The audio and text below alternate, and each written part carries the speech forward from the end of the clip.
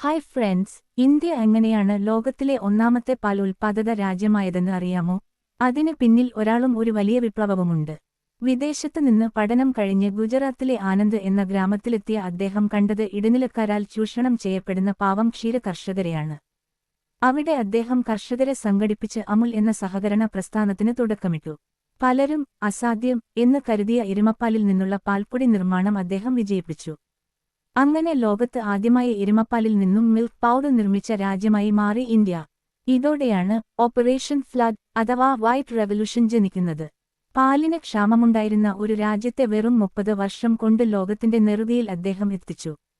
അതുകൊണ്ടാണ് അദ്ദേഹത്തെ നമ്മൾ father of white revolution, milk man of India എന്ന് വിളിക്കുന്നത്.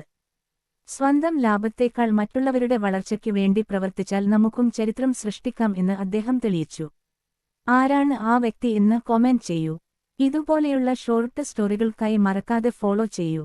അടുത്ത വീഡിയോയിൽ കാണാം. ബൈ.